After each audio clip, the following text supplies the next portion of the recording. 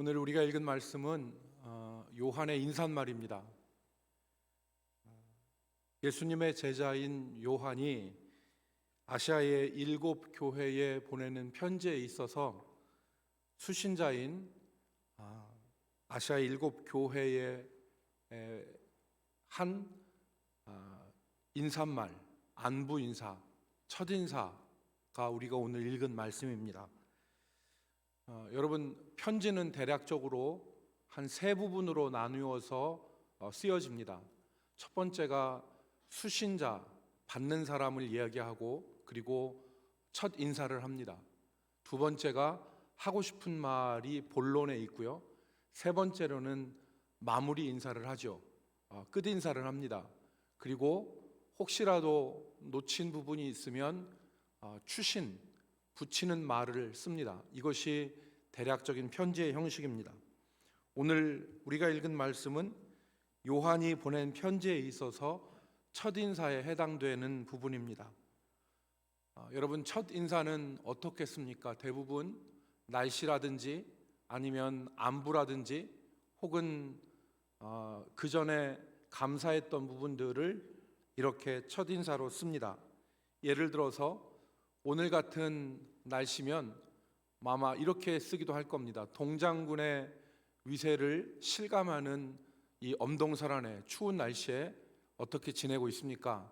이렇게 쓴다든지, 가을이면 오곡이 들판에 황금 물결을 이루고 백과가 풍성하게 열린 결실의 계절에 이렇게 시작하기도 할 겁니다.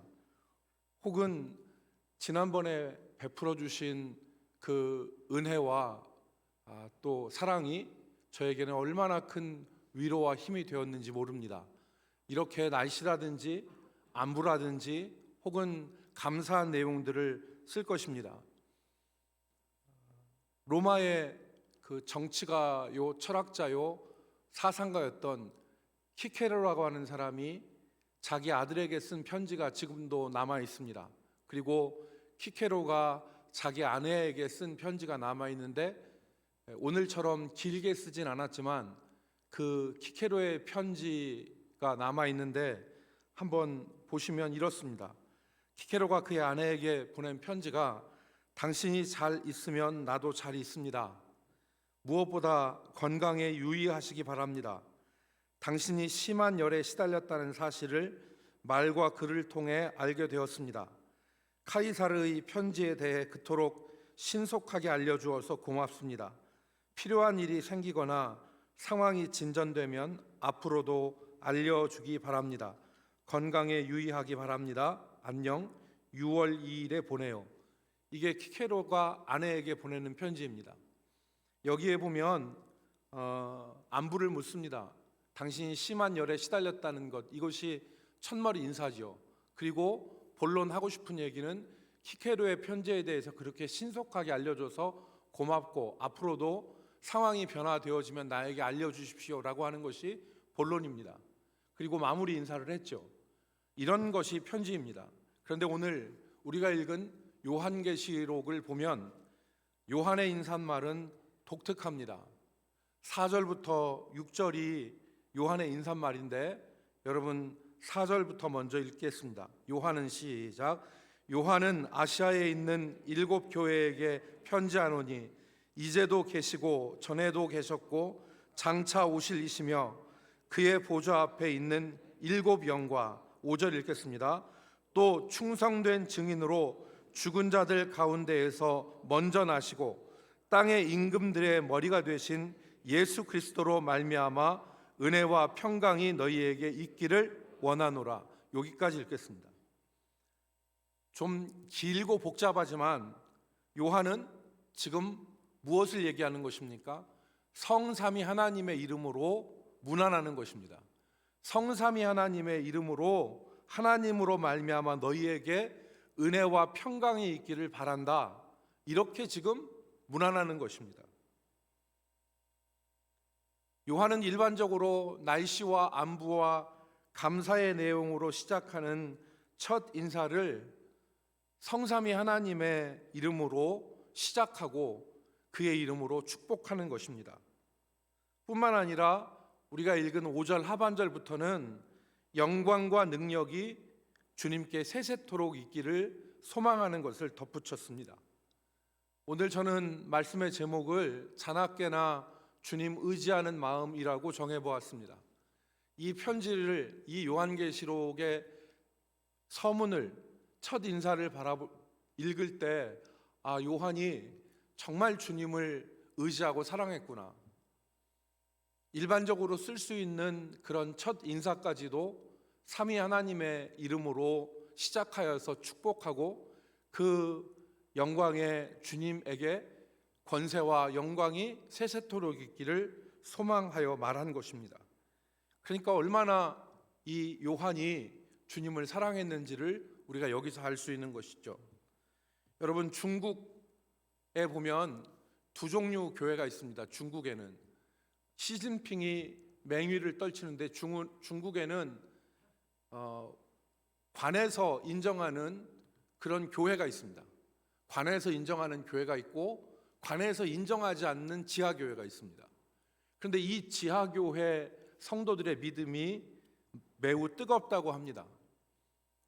기차를 타고 하루 이틀을 달려가서 부흥회에 참석하고 말씀을 듣고, 그런데 이 부흥회에 참석한 사경회의 말씀이 한두 시간이 아니라 서너 시간, 대여섯 시간 이런 식으로 길게 말씀이 들려도, 말씀이 전해져도 이 성도들이, 중국의 지하교회 성도들이 단마음으로 그 말씀을 받는다고 그래요. 중국의 성도들이 이제 사경회가 시작되기 전에, 예배가 시작되기 전에 찬송을 부르는데 중국에는 99절짜리 찬송이 있대요. 99절짜리 찬송이 있는데 이 99절 찬송을 1절서부터 99절까지 다 부르면 1시간이 걸린답니다. 그런데 예배 가운데 이 앞에서 인도하는 사람이 1절부터 99절을 찬송하고 맨 끝절에 가서 감동이 돼서 다시 1절부터 한번 다시 하자고 하면 이 사람들은 뜨겁게 다시 한대요. 오늘 우리 같으면 제가 만약에 99절 1시간짜리 찬송을 선택해서 부르자고 하면 기절하는 사람들이 많을 거예요. 그리고 1절부터 99절까지 했는데 다시 1절 하자고 하면 일어나서 가는 사람이 수두룩할 겁니다. 오늘 이 요한 사도가 주님을 의지하는 마음으로 첫 인사를 했습니다. 자나깨나 주님 의지하는 믿음. 오늘 그 마음을 생각하면서 요한의 첫 인사를 우리가 잠깐 생각해 보도록 하겠습니다. 4절 말씀을 보시면, 4절을 다시 한번 읽겠습니다. 4절, 요한은 시작. 요한은 아시아에 있는 7 교회에 편지하노니 이제도 계시고 전에도 계셨고 장차 오실 이와 그의 보좌 앞에 있는 7 영과. 아멘. 여기서 보내는 사람은 요한이죠. 요한은 아시아에 있는 7 교회에 편지한다고 했으니까 받는 사람은 누구예요? 아시아에 있는 7 교회예요. 여기 아시아는 오늘날 5대양 6대주의 아시아가 아닙니다. 여기서 성경에서 말하는 아시아는 로마의 속주의 이름입니다. 오늘날 터키의 서부 지역이 그 당시에는 아시아였는데 소아시아입니다.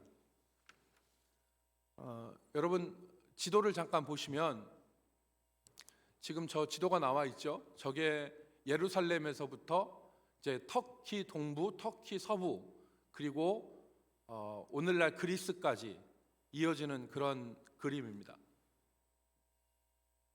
여러분, 여기가 지금 예루살렘이죠. 예루살렘이고 여기가 지금 사도 바울의 출신지인 다소입니다. 길리기아 다소 사람이라고 얘기하지 않습니까? 그리고 여기가 지금 아시아입니다. 아시아이고 지금 이 아시아, 무시아, 부르기아 뭐 이런 여러 많이 있지 않습니까? 그리고 여기가 지금 아테네, 고린도라고 하는 그리스 지역입니다. 오늘날. 그리고 이 해협이 유명한 보스포러스 해협입니다. 아시아와 유럽을 잇는. 그 아시아 유럽을 잇는 터키, 여기가 지금 이스탄불입니다.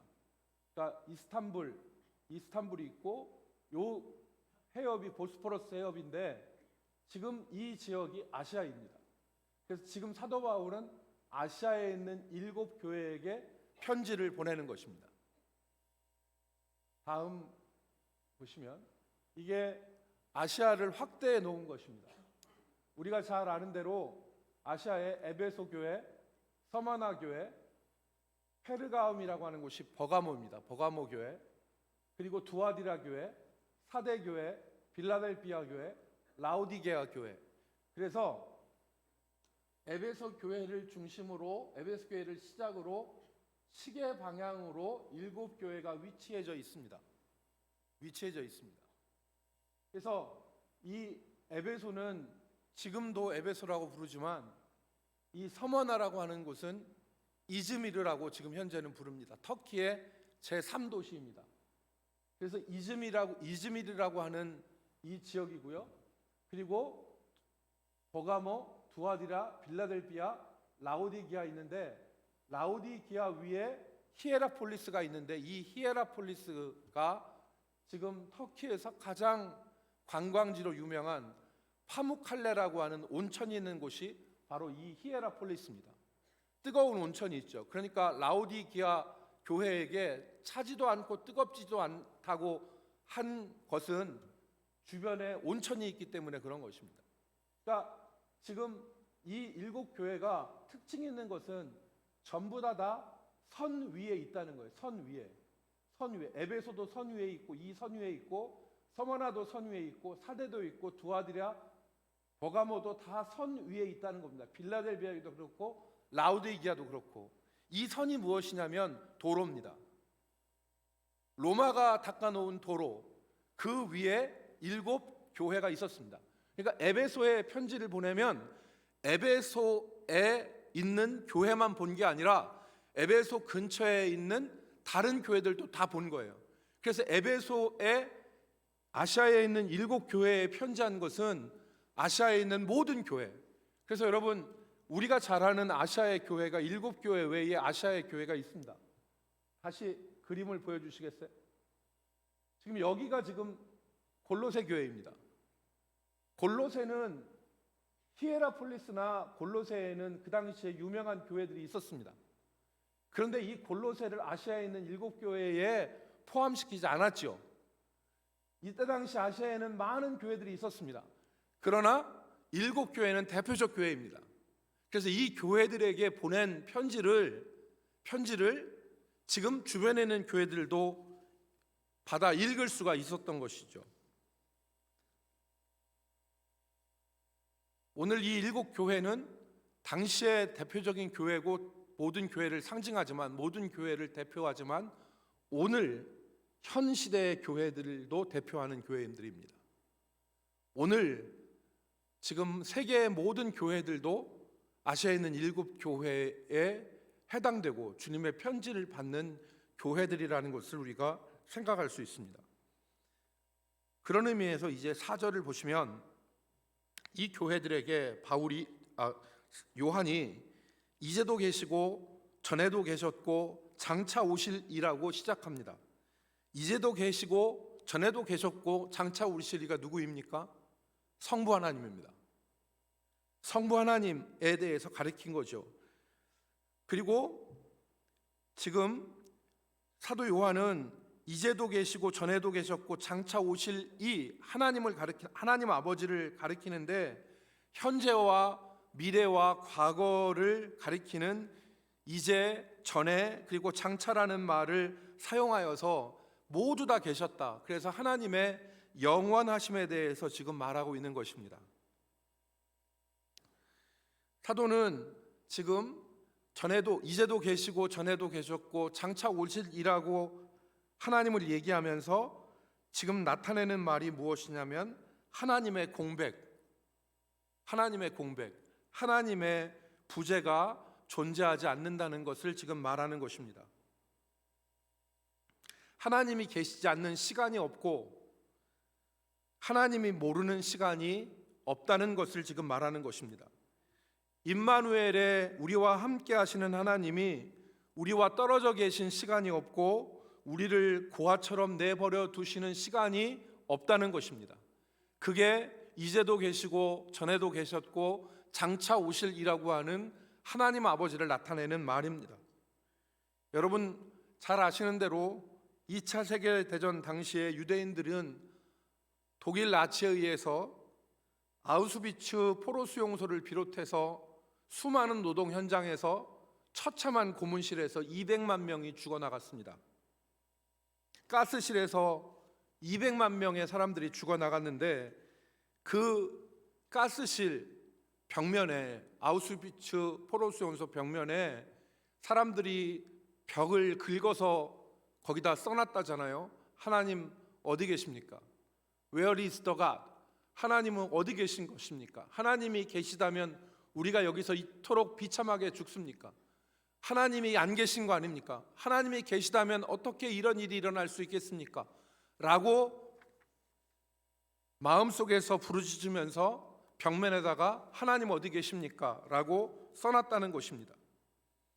여러분 우리도 살면서 이런 경험을 합니다. 하나님이 계시지 않는 것 같은 시간, 하나님의 공백이 느껴지는 시간, 하나님의 부재가 느껴지는 시간, 그때 우리도 생각하죠. 그때 우리는 이 말을 다시 한번 생각합니다.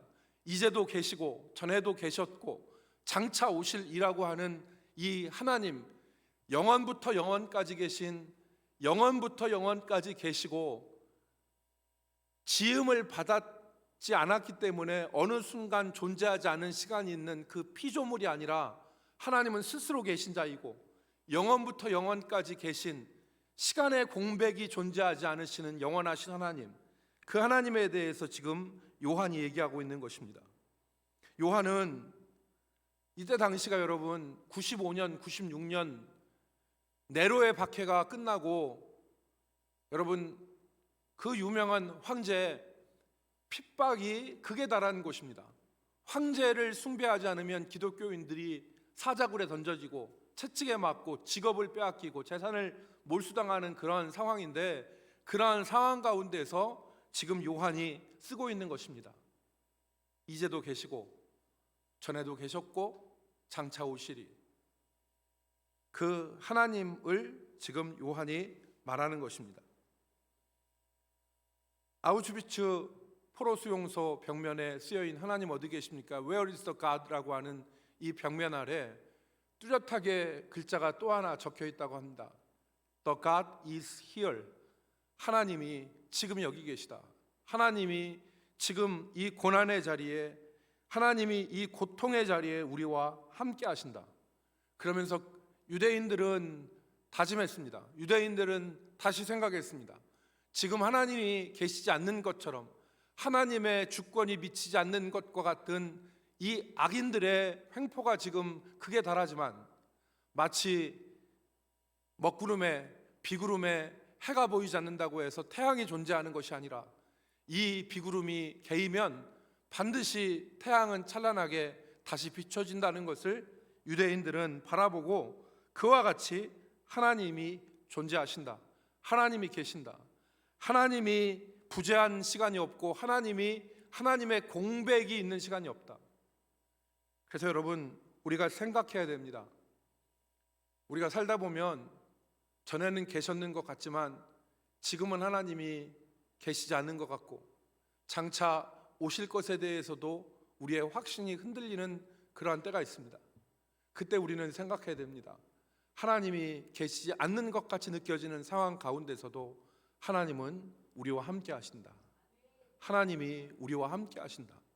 그래서 오늘 이 요한의 말처럼 이제도 계시고 전에도 계셨고 장차 오실 그 영원하신 분이 우리 아버지 하나님이심을 우리가 바라봐야 되겠습니다. 우리 모든 성도들의 마음속에 이 믿음이 확고하게 자리 잡기를 주의 이름으로 축복합니다. 하나님의 부재, 하나님의 공백이 있는 시간은 없다. 하나님은 어제도 계시고 오늘도 계시고 내일도 계실 분이시다. 이걸 우리가 기억해야 되겠습니다. 두 번째, 성부 하나님에 대한 말씀 뒤에 보면 그 보좌 앞에 일곱 영이라고 했습니다. 그의 보좌 앞에 있는 일곱 영, 이것은 바로 성령을 가리킵니다. 하나님의 보좌 앞에 있는 일곱 영, 즉 일곱 교회, 세상에 주님의 몸된 교회를 돌보시고 다스리시는 하나님의 영, 그것을 성령을 일곱 영으로 표현한 것입니다. 성령께서는 교회를 다스리시죠. 하이델베르그 요리문답에서 우리가 배웠듯이 성령께서 교회를 다스리시는 것은 하나님의 말씀과 성령의 감화 감동으로 교회를 다스리십니다. 철권과 채찍으로 교회를 다스리시는 것이 아니라 하나님은 하나님의 교회를, 하나님의 백성들을 성령의 감화 감동으로, 말씀을 통한 성령의 감화 감동으로 하나님의 백성들을 다스리십니다. 하나님의 교회가 어떻게 움직입니까? 여러분들이 돈을 받고 교회에서 봉사하십니까? 아니면 교회에서 어떤 내가 이 일을 안 하면 교회에서 나한테 채찍을 가하고 교회에서 나를 어떤 쇠고랑을 채우고 하는 압박 때문에 교회를 여러분 섬기십니까? 절대 그런 거 아니죠. 왜 우리가 교회를 섬기고 왜 우리가 교회에 봉사하고 왜 우리가 하나님을 섬깁니까? 하나님께서 하나님의 감화 감동으로 우리를 움직이시기 때문에 우리가 봉사하고 우리가 하나님 앞에 서는 것입니다. 하나님은 교회를 무엇으로 다스리십니까? 그의 성령으로 다스리시는 것입니다.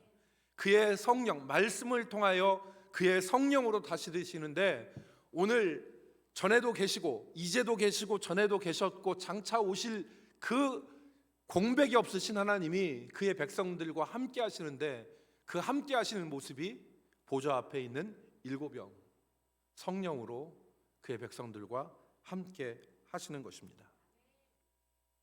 이사야 11장 2절 말씀에 보면 이새의 뿌리에서, 이새의 줄기에서 한 줄기가 난다 말씀하셨는데, 그 위에 성령이 임하신다 그랬습니다.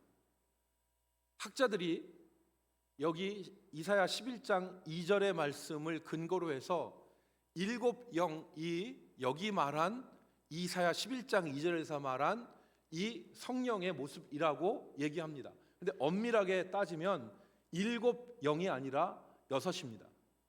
자, 이사야 11장 2절 말씀을 같이 보도록 하겠습니다. 그 위에, 시작. 그의 위에 여호와의 영, 곧 지혜와 총명의 영이요 모략과 재능의 영이요 지식과 여호와를 경외하는 영이 강림하시리니. 앞에 있는 그 위에 여호와의 영이라고 했는데, 일곱 영이라고 계산하는 사람들은 여호와의 영을 하나로 칩니다. 그리고 뒤에 있는 지혜와 총명의 영, 그리고 모략과 재능의 영, 지식과 여호와를 경외하는 영이 강림한다 그러는데, 엄밀하게 얘기하면 여섯이죠. 그래서 이것은 여섯 일곱을 따질 것이 아니라 우리를 다스리시는 성령이 이러하시다. 우리를 다스리시는 성령이 지혜와 총명의 영이시고, 우리를 다스리시는 성령이 모략과 재능의 영이시고, 우리를 다스리시는 성령이 지식과 여호와를 경외하는 영이다. 그러니까 여러분, 가장 중심이 되는 것이 바로 무엇입니까? 여호와를 경외하는 마음입니다. 악령은 여호와를 경외하지 않죠. 성령은 거룩한 영이죠. 거룩한 영. 근데 예수님께서 신약 성경에 보면 귀신들을 향하여서 귀신 앞에 수식하는 형용사를 하나 반드시 넣으시는데, 그 수식하는 형용사가 무엇입니까? 더러운입니다. 더러운 귀신아 물러갈지어다. 더러운 귀신아 나갈지어다. 이 더러운이라는 말은 거룩한 영의 반대말입니다. 그러니까 성령은 여호와를 경외하는 영입니다. 성령께서 그 사람 안에 거하시고 성령께서 그 사람을 주장하시면 교만하지 않습니다. 성령께서 주장하시면 여호와를 경외하고 하나님 두려워하는 마음으로 살아갑니다. 그렇기 때문에 여호와를 경외하는 것이 지혜의 근본이요 지식의 근본인 것입니다. 그래서 그 성령이 임하면 여호와를 경외하고 그리고 지식과 지혜와 모략과 그리고 재능의 영, 그렇기 때문에 성령의 감화감동, 성령께 순종하면, 성령의 인도를 받으면 손해보지 않습니다. 후회가 없습니다. 후회가 없습니다. 성령의 인도를 받으면 후회가 없고 손해가 없습니다.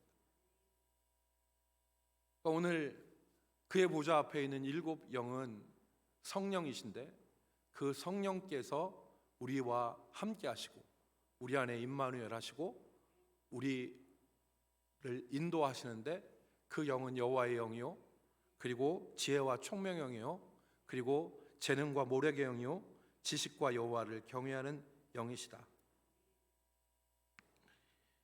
지금 성부와 성령의 이름으로 맨 뒤에가 무슨 얘기를 하는 것입니까? 은혜와 평강이 너희에게 있을지어다.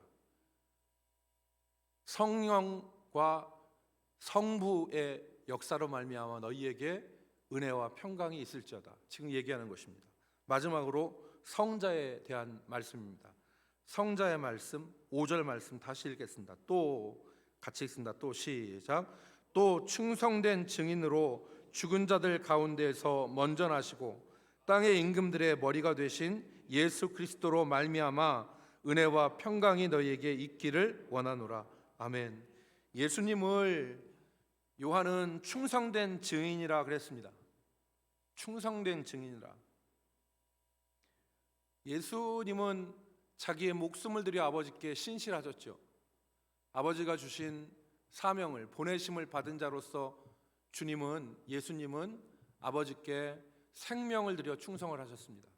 신실하신 그런 모습으로 아버지께 충성하셨습니다. 예수의 영으로 사는 사람, 믿음으로 사는 사람들은 신실하고 거짓 가운데 살지 않습니다. 아들이 아버지를 닮듯이 신실하신 충성된 그리스도를 닮는 사람들은 이 땅의 삶에 있어서 신실합니다. 충성됩니다. 그 신실함과 충성됨의 결과가 무엇입니까? 죽음에서 살아나신 것입니다. 죽음을 이기시고 승리하신 것이죠. 그래서 여기 보니까 또 충성된 증인으로 죽은 자들 가운데서 먼저 나시고, 고린도전서 15장에 있는 말씀처럼 잠자는 자들의 첫 열매가 되신 것입니다. 죽음을 이기시고 잠자는 자들의 첫 열매가 되시고 땅의 모든 임금들의 머리가 되신, 그래서 하나님이 빌립보서에 있는 말씀처럼 그를 지극히 높여 모든 이름 위에 이름으로 무릎을 꿇게 하시고 하늘에 있는 자들이나 땅에 있는 자들이나 땅 아래에 있는 자들로, 모든 자들로 그의 이름 앞에 무릎을 꿇게 하시는 왕 중의 왕, 만왕의 왕이 되게 하신 분이 바로 예수 그리스도입니다. 그 예수 그리스도로 말미암아서 아버지와 아들과 그리고 성령으로 말미암아서 너희에게 무엇이 있을지어다? 은혜와 평강이 있을지어다. 지금 축복하는 것입니다. 그 성삼위 하나님의 이름으로 축복하는 것입니다. 여러분, 은혜는 하나님이 베푸시는 호의가 은혜입니다. 하나님이 우리에게 주시는 호의가 은혜예요. 평강은 무엇입니까? 하나님이 주신 은혜로 말미암아 누리는 상태가 바로 평강이죠. 하나님 우리에게 은혜를 주심으로 말미암아 우리가 누릴 수 있는 것이 무엇입니까? 평강입니다. 그래서 오늘 지금 이 은혜가 누구에게서 오는 것입니까? 성삼위 하나님으로부터 우리에게 은혜와 평강이 임하기를 소망하는 것이죠. 그래서 이것이 뚱딴지처럼 온 게 아니라 민수기 6장에 보면 제사장들로 하여금 자기 백성들을 축복하게 하는데, 민수기 6장에 보면 여호와는 그의 얼굴을 내게로 향하여 드사 평강 주시기를 원하고 여호와는 그 얼굴을 내게로 향하시사 은혜 주시기를 원하다. 은혜와 평강이 구약에서부터 지금 우리에게 주어진 것입니다. 바로 이 은혜와 평강이 예수 그리스도로 말미암아 이제도 계시고 전에도 계셨고 장차 오실 아버지 하나님으로 말미암아, 그리고 그의 보좌 앞에 있는 일곱 역 성령으로 말미암아 우리에게 주어지는 것입니다. 사랑하는 성도 여러분, 오늘 우리가 믿음 안에 살기를 소망합니다. 오늘 이 은혜와 평강이 어디에 있습니까? 바로 믿음 안에 있습니다. 오늘 예수 그리스도를 우리의 구주로 확신하고, 아버지 하나님께서 우리가 고통스러워하는 시간이라 할지라도 우리의 삶의 시간에 하나님의 부재, 하나님의 공백이 있을 수 없다는 것을 확신하며 하나님을 바라보는 그 믿음, 그리고 우리 안에 계셔서 우리를 인도하시는 성령에 대한 역사에 대한 믿음, 그 믿음 안에 있는 자들에게 은혜와 평강이 있는 것입니다. 오늘 믿음 안에서 살기를 소망합니다. 지금 이 시대가 믿음에서 약해지는 시대고, 믿음이라고 하는 것 자체를 정말 가치 없는 것으로 여기는 시대 가운데 살고 있는데, 오늘 사람은 위기의 순간에 사람의 됨됨이가 나타나고, 사람은 평상시에는 사람이 어떤 사람인가 안 나타납니다. 사람이 위기의 순간에 그 사람의 됨됨이가 나타나는 거예요. 신앙도 마찬가지입니다. 신앙도 평안할 때 좋을 때는, 그리고 평안할 때 좋을 때는 너나 나나 다 믿을 수 있습니다. 그러나 신앙의 혹한기, 신앙의 어두운 어떤 역사가 일어나는 그 시기에도 믿음의 심지를 도두어서 믿음의 등불을 밝히는 사람이 진짜 참 하나님의 사람입니다. 오늘 믿음 안에 살기를 소망합니다. 오늘 우리가 우리의 믿음을 굳게 세워서 오늘 믿음 안에서 우리가 하나님을 바라보고 그 하나님께서 주시는 은혜와 평강을 사모하면서, 하나님의 주시는 은혜와 하나님이 주시는 평강을 사모하면서 살아가기를 소망합니다. 비록 우리가 많은 돈이 없고 우리가 가진 것이 부요하지 않다 하더라도 하나님이 주시는 은혜와 평강만 있으면 때거리가 없어도 우리가 산의 진미가 가득해서 바늘방석에서 고통 가운데 사는 사람보다 그 사람이 더 행복합니다. 오늘 우리가 진실로 믿음 안에 살기를 소망하고 이 성삼위 하나님의 은혜와 평강을 사모하는 저와 여러분이 되기를 주의 이름으로 축복합니다. 기도합시다. 거룩하신 하나님, 하나님께서 주시는 은혜와 평강을 원합니다. 내 영혼에 차고 넘치는 하나님이 주시는 은혜와 평강을 사모하오니 주여, 우리가 믿음에서 떠나지 아니하고 아버지 하나님, 내 안에 계신 성령, 날 위해 십자가에 못 박히시고 지금도 날 위해 간구하시는 성자 예수님, 우리가 철저하게 바라보고 믿으며 우리가 믿음으로 살아갈 수 있는 주의 백성들 되게 하여 주시옵소서. 아버지, 우리 대전 남부교회를 기억하셔서 이 마지막 때에 믿음의 아버지 하나님이여 주님 등불을 더욱더 돋우게 하여 주시옵시며, 우리 가운데 믿음의 변절자, 신앙의 아버지 하나님 변절자들 나타나지 않게 하시며, 우리가 믿음을 잘 지켜 주님 앞에 기쁨으로 뵐 수 있도록 우리 모든 성도들을 붙들어 주시옵소서. 예수님의 이름으로 기도 올리옵나이다.